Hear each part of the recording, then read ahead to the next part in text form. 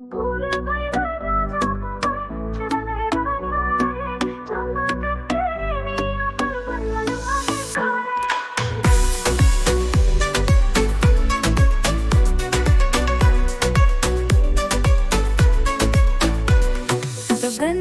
के चंदा तोहार जोड़ी खोजे, हमार सपना आजू सच हो जाए।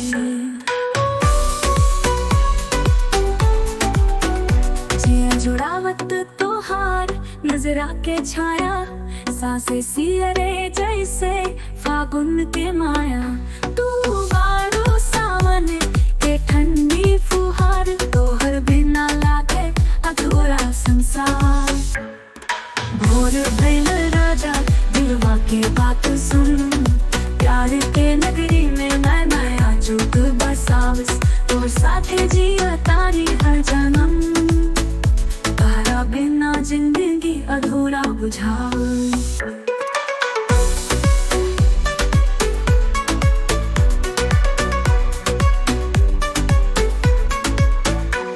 हवा में महके तोहार भीनी महक, जिया में जागे नया अरमान कसम। कोठवा पे सजल तोहार मीठी मुस्कान, सपना के दुनिया बनता मैदान। भोर भइल राजा अब हाथ थामस, दिल से दिल के आज मेल करस। रात कटल सपना में अब साँच करस, हमारा जीवन के हर रंग भर।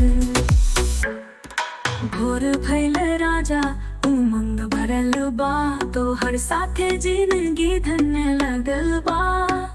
रात के अंधेरा अब मिटा गई, प्यार के सूरजवा चमक गई।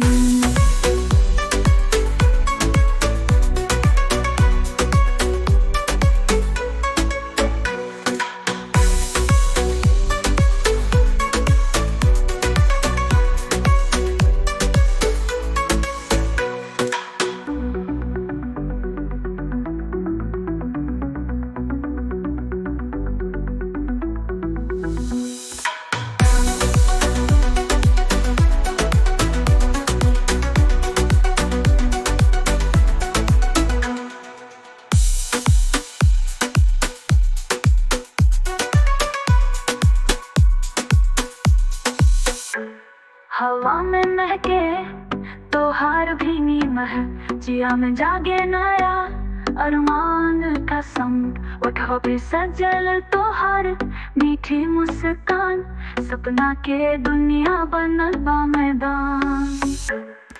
भोर भइल राजा अब हाथ थामस, दिल से दिल के आज मेल करस। रात कटल सपना में अब साँच करस, हमारा जीवन के हर रंग भर।